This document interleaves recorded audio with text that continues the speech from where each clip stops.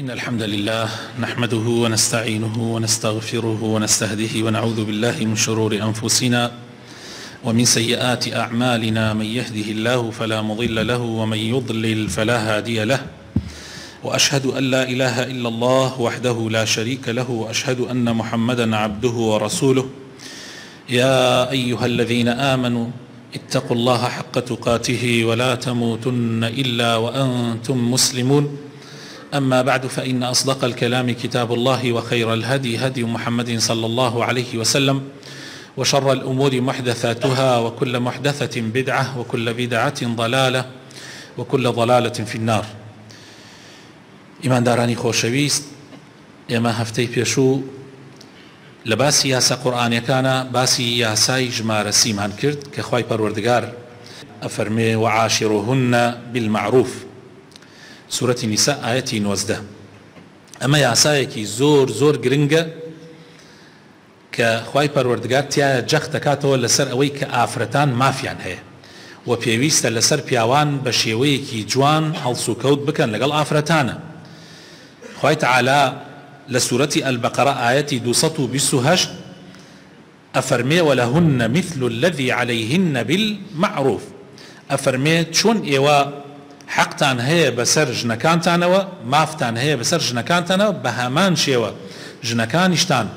هاو سركانشتان مافيان هي بسر إيوا بو شيوي ك لناوي خلقيا باوا. إما هفتي بيشو آماجمان هەندێ لە حەقەکانی ئافرەت کرد لەسەر پیاو. ئەمجا دینە سەر ئەوەی کە هەندێ حقوق هەیە هی پیاوە لەسەر ئافرەت. زۆر ضرورە ئاگادار بن ئافرەتان. یەکەم گوێڕایەڵەکردنی پیاو زۆر زۆر گرنگە. ئافرەت گوێڕایەڵی مێردەکەی ببێ و گوێڕایەڵیکردنی مێردەکەی با بەسەر گوێڕایەڵیکردنی باوک و دایک و برا و خوشک و هەموو خزمەکانیە. تۆ کاتێ لە ماڵی باوکتای گوێڕایەڵیکردنی باوک و دایکت لەسەرت واجبە. کاتێک باوک و دایکت نین لە ماڵی برا گەورەکەتای گوێڕایەڵیکردنی ئەو لەسەرت واجبە. بەس کە ڕۆیشتیتە ماڵی مێرد تەواو ئیتر مێرد لەسەرەوەی هەمووانە، ئەبێ بیرەی بەسەر هەمووانە. ئەگەر قسەی مێرد و داواکاریەکانی مێرد لەگەڵ ماڵی باوک و کەس و کاتە گونجا فەخەیر عەلا خێر و سوژدەی شکر بۆ خوای پەروەردگار بێ و نیعمەتێکی زۆر گەورەیە. ئەی ئەگەر نەگونجە، ئەی ئەگەر دژیەت بوونەوە باوک و دایک برا و کەس و کار خوشک بە تایبەت خوشک دێت کێشت بۆ دروستەکە قسەیەکت بۆ ئەکا دژی قسەی مێردەکەتە، تۆ کامیان جێبەجێەکەی؟ مێرد ئەخرێ بەسەر هەمووانە، تاعەتی مێرد ئەخرێ بەسەر هەمووانە. ئەگەر وانە بێ ژیان تێکەچێ. ئەگەر تۆ دائیمەن دڵت لە ماڵی باوک و کەس و کارت بێ زیاتر تا لە لای مێردەکە و لە ماڵی مێردەکەت بەخوا قەت سەرکەوتو نابی لە ژیانی هاوسەریە. دووهەم پاراستنی ئەمانەت. ئیتر ئەو ژن و مێردیە خۆی بۆ خۆی ئەمانەتە، ئەبێ ئافرەت ئەو ئەمانەتە بپارێزێ. خۆی ئەمانەت بریتیە یەک لە ماڵ و سەروەت و سامانی مێردەکەی، دوو مناڵەکانی بپارێزێ، سێ ناموس و شەرەفی مێردەکەی بپارێزێ. ئافرەت نابێت لەگەڵ خەڵکی بێگانە قسە بکە، نە بە مۆبایل نە بە غەیری مۆبایل، بە ڕێگاکانی ئەنتەرنێت و بەرنامەکانی ئەنتەرنێت ئافرەت بەبێ ئیزنی مێردەکەی نابێ لەگەڵ خەڵکترا قسە بکە، نابێ ئیلاقات لەگەڵ پیاوی ترا ببەسێ، حتا با ناو خۆشکوبرایەتی بێ نازانم چی هەر ناوێکی لێ ئەنرێ،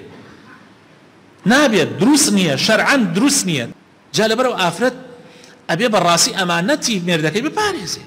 نابێت ئەم ئافرەتە بە کەیفی خۆی بڕوا بۆ بازار، بە کەیفی خۆی سەرکاتە هەر دوکانێک کە ئەیەوێ تەنیا پیاوێکی تایە، تەنیا گەنجێکی تایە، ئەم ئەڕاتە ژوورەوە و دەمە تەقی و پێکەنین و گاڵتەکردن و وەڵڵا ئەمە هەتکی حروماتە. ئەمە زۆر خەتەرە ئەم مەسئلە. کەسێک نێنێتە ماڵ کە مێردەکەی حەز نەکا، حتا ئەگەر ئەو کەسە برایشی بێ. یعنی ئەگەر براکەت هات و مێردەکەت وتی من پێم خۆش نییە بێتە ماڵەکەم، وەڵڵاهی حەقی شەرعی خۆتە بە براکەت بێژی براکەم ئەگەر منت خۆشەوێ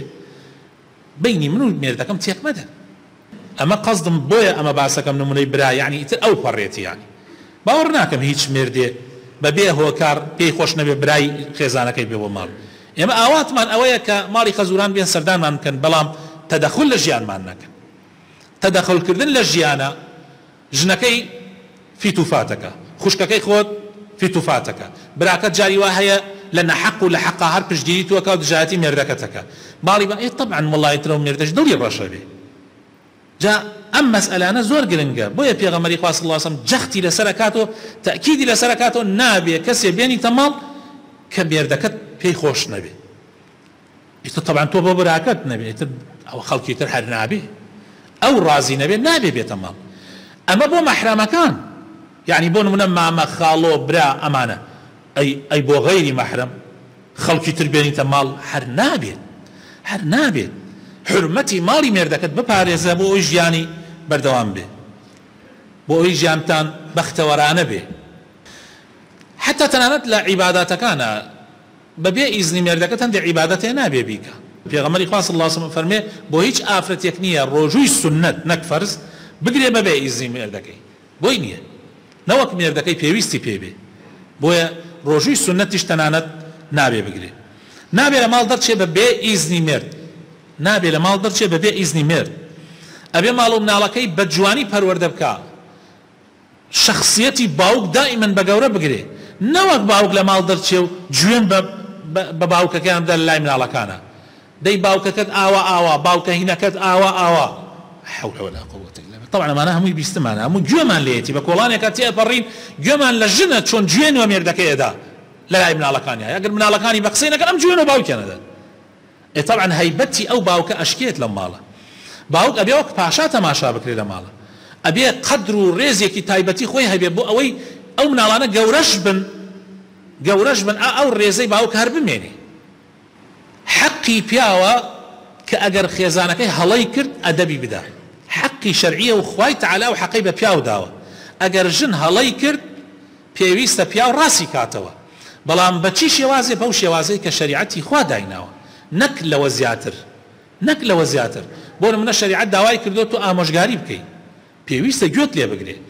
شەریعەت دایناوە دوای ئامۆژگاری کردن ئەگەر ئیسفادەی نەبوو، ماوەیەکی زۆر تو ئامۆژگاری کرد هەر ئیسفادەی نەبوو توانی پشتی لێ بکەی، بەڵام لە سنوورێکی دیاریکراو لە ژووری خەوتنەکە، نەک لە ناو ماڵا و لای خزم و کەس و کار و ئەمانەوە دروست نییە، عالەم پێتان بزانێەوە دروست نییە. دوای ئەوە لێدانیش مەجال دراوە، بەڵام بە سنوورێکی دیاریکراو، نەک بە شێوەیەک لێدانی ئەدەب، ئەوش نابێت دەم چاو بێ، نابێ و شوێنانە بێ کە زەرەر بە ئافرەتەکە ئەگەێنێ، بۆ ئەدەبدانیش بێ، نەک بۆ شوێن شکاندنی و گیان شکاندنی. واللهی براینە، واللهی براینە پیاوێک یعنی لەگەڵ خێزانەکە کێشەیان هەبوو، کێشەکەشیان زۆر زۆر گەورە بوو، من ئاگام لە کێشەکەیان هەبوو، بڕواتان هەبێ نەک لێیدا بوو، بەڵکو ئیشێکی پێ کرد بوو ئەو ئافرەتە دوای ئەوەی داوای تەلاقی شی کرد و تەلاق درا نەی ئەتوانی شوو بکە، یعنی ئەوەندە زەرەری لێدا بوو. ئیتر تێبگەن لە قسەکەم، یعنی شتی وهاق نازانم، واللهی نازانم ئەم خەڵکە بە دەم شایەتمان ئەهێنێت و بە کردەوەش دێ بۆ مزگەوت و ڕۆژوو ئەگرێ و حەج و عومرە و نازانم لەو لاشەوە هیچ ئەخلاقی ئیسلام نییە، نازانم زۆر سەیرە، زۆر سەیرە کابرا خۆی بە مسلمان ئەزانێ، هەموو سیفاتەکانی ظاهیری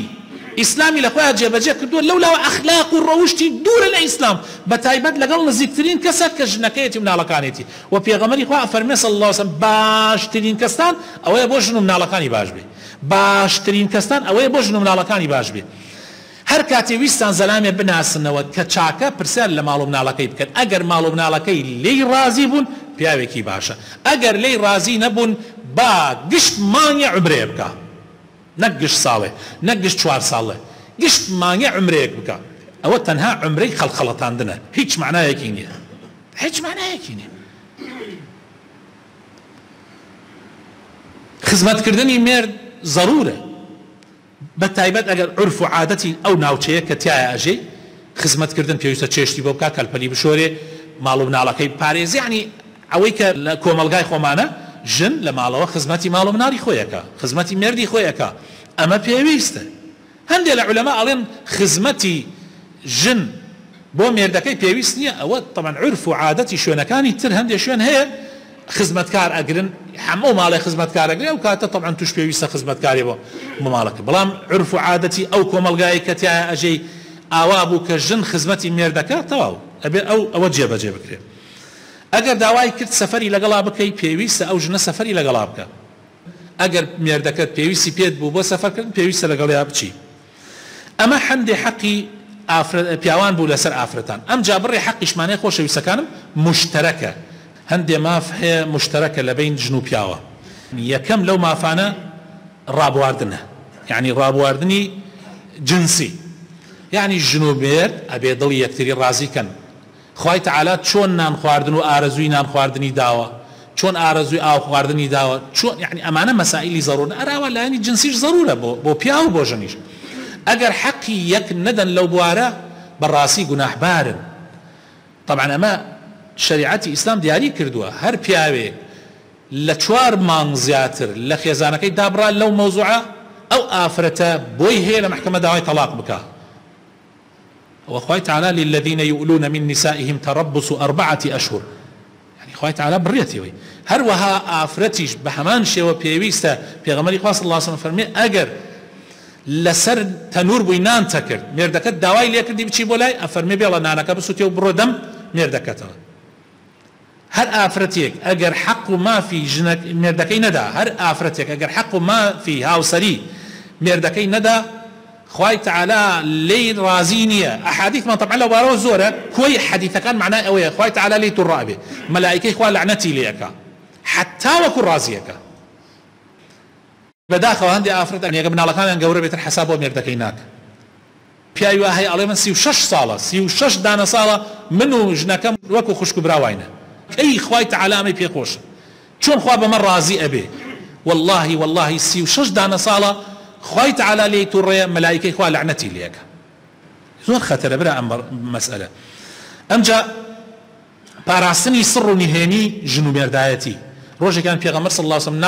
ناو سەحابەکانە دانیشتو ژن و پیاو فەرمووی ئەترسم کەسانێکتان هەبێ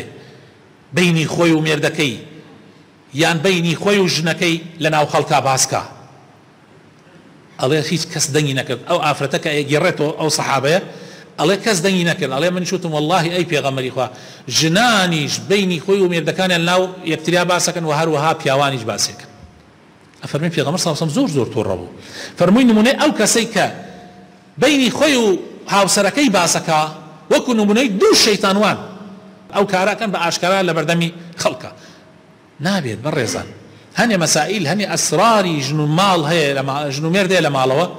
نابێ هیچ کەسێ ئەو ئەسرار و نهێنیانە بزانێ هیچ کەسێ لە هەر حاڵەتێکە حتا لە حاڵەتێکە ئەگەر تۆ ئەو ژنە تەلاقیشتدا ئەو مێردە لێت جیابوویەوە بە هیچ شێوەیە ئەسرار و نهێنیەکانی یەکتری نابێ باز بکرێ ئەوە ئەمانەتی خوایە بە هیچ شێوەیە میرات مەسئلەیەکی زۆر گرنگە پیاو ئەگەر ژنەکەی مرد میراتی هەیە ینی حەقی میراتی لەسەر ناو ماڵ و سەروەتەکەی ژنەکەی هەیە ئەگەر ژنەکەی خاوەن ماڵ بوو خاوەن پارە بوو بە هەمان شێوە بە عەکسیشەوە ژنیش ئەگەر مێردەکەی مرد حەقی شەرعی خۆی هەیە لە ماڵەکەی خوا دیاری کردو لە قورئانە